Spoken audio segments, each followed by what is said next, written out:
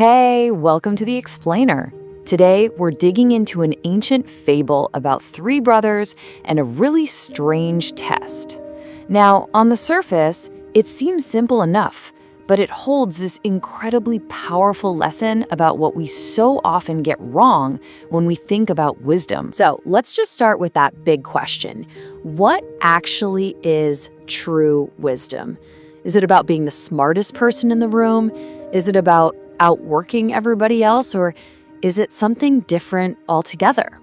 Well, this ancient story gives us a pretty fascinating answer. All right, so our story kicks off with an aging farmer who has a classic but difficult choice to make.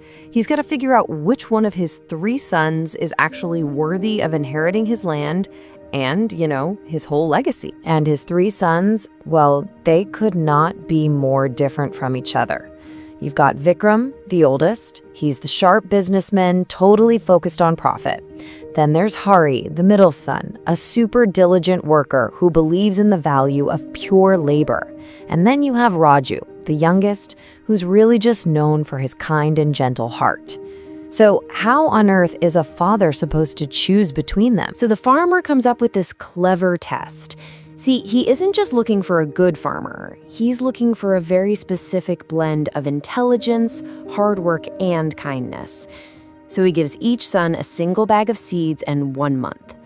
The instructions are super simple, but as we're about to see how each son interprets them, well, that's everything. And yeah, it's right here in how each of them reacts to this simple bag of seeds that we start to see their true colors.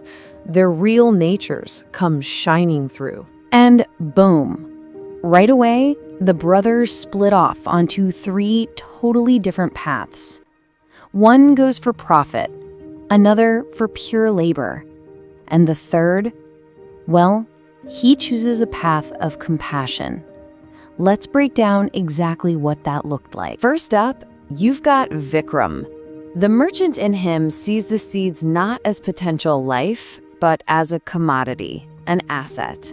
So he sells them right away, makes a quick profit, and he's totally confident that he's made the smartest possible move. He's proven his intelligence. Then there's the second son, Hari.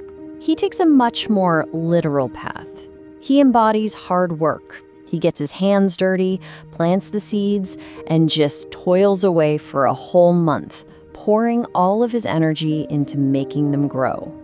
For Hari, value comes from the sweat of his brow. Simple as that. But then we have Raju, the youngest. And what he does, it just seems crazy, right? On his way home, he sees these hungry and injured birds. And without even a second thought, he gives them his entire bag of seeds, the very tool for his father's test.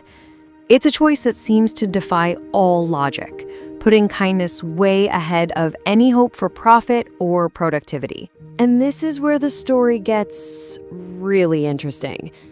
That one selfless act has a totally unexpected result. A magical bluebird appears, thanks him for being so compassionate, and makes this kind of cryptic promise. When the time comes, just remember me. An act of kindness just kicked off a whole new chain of events. But see, the real test wasn't actually about the seeds. A month later, just as the brothers are getting ready to show their father what they've done, the story takes a sharp and completely unexpected turn. A royal messenger just bursts in with terrible news. The queen is gravely ill, and no one, absolutely no one in the kingdom can find a cure. The king has summoned everyone, including our three brothers, to the palace. Suddenly, the stakes aren't about a piece of land anymore, they're about life and death. So, faced with a real crisis, each brother falls back on what he knows best. Vikram, the man of profit, tries to buy a solution.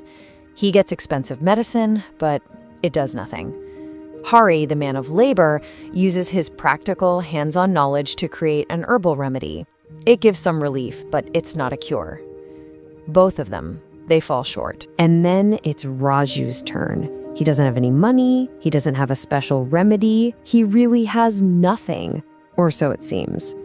But as he stands there, he remembers the bird's promise. And just like that, the magical blue bird appears, lands gently, and places its wings on the queen's forehead. And instantly, she's healed. The solution didn't come from intelligence or hard work alone, but from a kindness that he had given away for free weeks earlier. And this right here brings us to the story's powerful conclusion and the father's final judgment, where the true meaning of his test is finally and powerfully revealed. The father finally makes his choice. The land is going to Raju. Why? Because while Vikram showed intelligence and Hari showed hard work, Raju was the only one who showed all three virtues. His kindness didn't cancel out his wisdom. It was the very heart of it. And this is the fable's beautiful, powerful definition of true wisdom.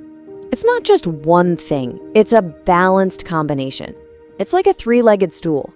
You need the intelligence to think and plan. You need the hard work to actually execute that plan. But you also need kindness, the compassion that gives purpose to both your thinking and your doing. Without it, the other two were just incomplete.